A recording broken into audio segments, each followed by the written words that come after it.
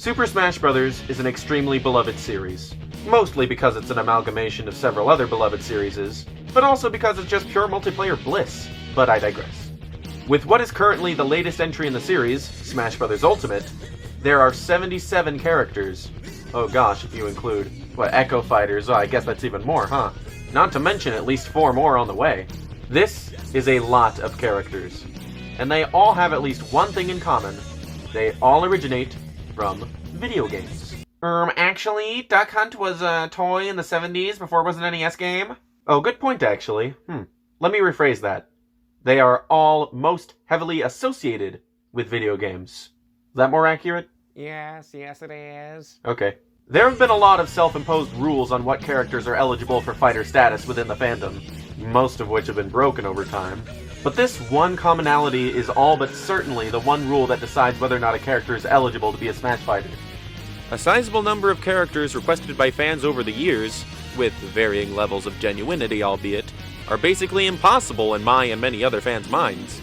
SpongeBob SquarePants, Shrek, Spider-Man, Tony Hawk, and perhaps most infamously of all, Goku. I heard Sakurai-san was already planning to put Son Goku in the game. Sure, they have a presence in the gaming landscape, but that's only because, on varying levels of relevancy, they're all multimedia giants.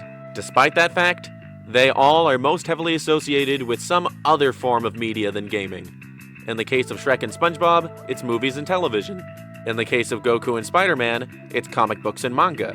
In the case of Tony Hawk, well, he's just an actual guy. Taking this rule of heavy gaming association in mind, I became curious.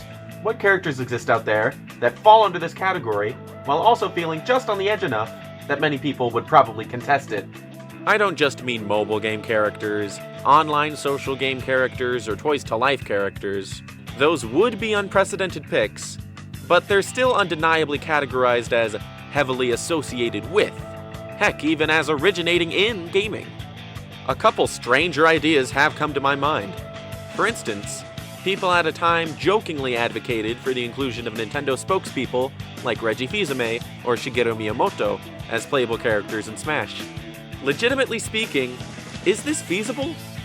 Part of me wants to say yes, considering that Dr. Kawashima's Brain Age Floating Head persona is an assist trophy, but then again, probably no, considering that, as we've sadly been faced with recently in Reggie's case, corporate positions at Nintendo, and every other company for that matter, are temporary. The timelessness of any given Smash game would cease to be if there was any actual flesh and blood person in it whose fame, power, and/or reputation could alter drastically at any given time. But what about characters who are only kind of characters? Who have a pseudo-legacy but don't really have source material? At E3 2013, if I remember correctly, maybe it was 12, Nintendo had a non-specific action figure that was used for a couple jokes and was endearing enough to gain meme status for a little bit. Does a character like this qualify? Again, I want to say no. There are some people who object to the all-star status of several Fire Emblem characters, Dark Pit, and Piranha Plant, and those people are entitled to their opinions, but at the end of the day, must accept that Smash does recognize that status for them. And you know what? People who have played several Fire Emblem games, Kid Icarus Uprising, and/or appreciate Sakurai's inventiveness working within established properties, can and do absolutely agree with and welcome the inclusion of those Fire Emblem characters, Dark Pit and the Piranha Plant.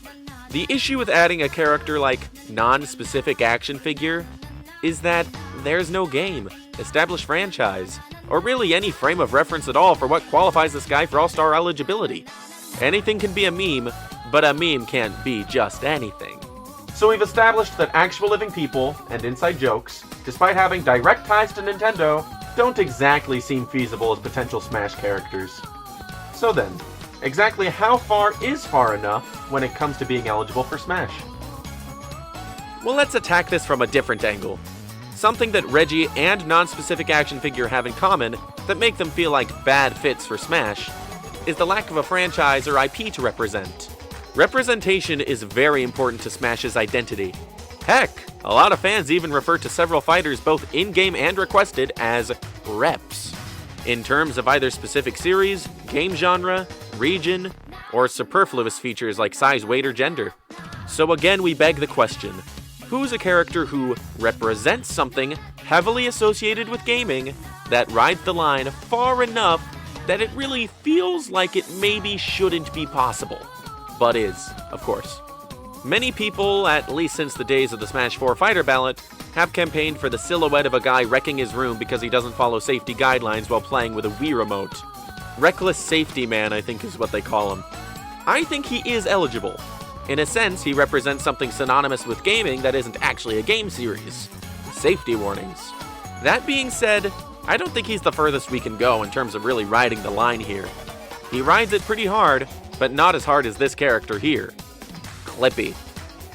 I don't even think Clippy is used as a computer application anymore. But he's made an impact on the gaming world. Granted, it's more so the world of electronics rather than pure gaming. In fact, he was really only used with, Microsoft Word and other... hardly gaming at all. Gosh, it really is a stretch, huh? But that's the point, right? We want to push it as far as it can go without snapping. He's more so an iconic character in the realm of electronics than pure gaming. But on the other hand, what are video games, if not a major innovation in electronics? It could even be argued that Duck Hunt and Game & Watch were perceived the same way at one point. As ludicrous as it would be if we got frickin' Clippy in Smash, he still isn't the most out there character I can conceive of that's still technically eligible for Smash Bros. Status. That honor goes to a corporate mascot of Western origin who still persists today, who many have compared to Mario in the sense that they are responsible for saving a major segment of the video gaming industry from a bad reputation in the 80s. That character is Charles Entertainment Cheese. Chuck E. Cheese, created by one of the founders of Atari, is the mascot of a chain of restaurant arcades here in the States who shifted public perception of arcades from being seedy dives where the riffraff congregate to family-friendly centers of wholesome entertainment. Chuck E. Cheese has a staggering amount of legacy content within its IP that could unironically bring a lot to the Smash Bros. Franchise.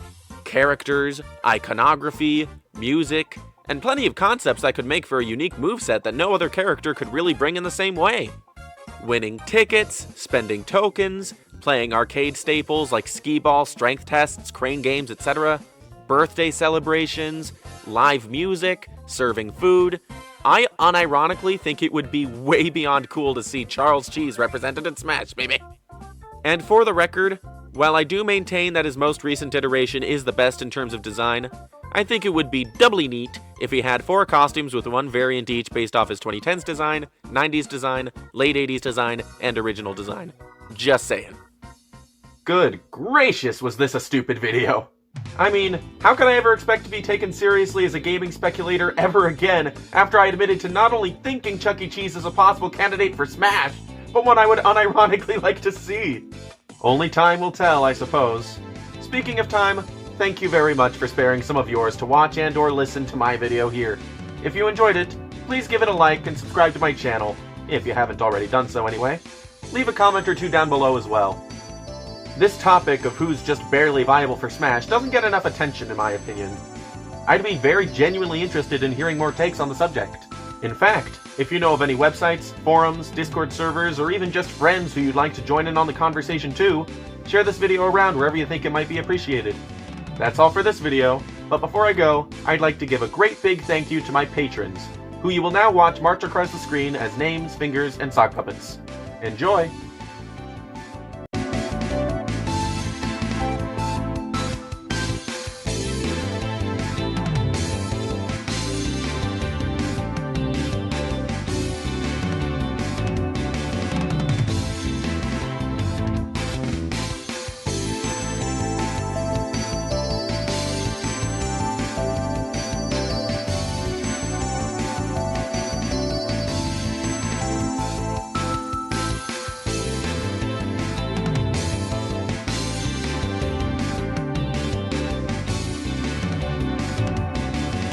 If you'd like to support my endeavors, as well as receive special benefits which range from getting your name in the credits of my videos to being immortalized in your very own Talking Socksona, then consider pledging to my Patreon for as little as $1 a month, or as much as 10, which again, you know, isn't that much. Thank you very much for watching, and I'll see you the next time I see you.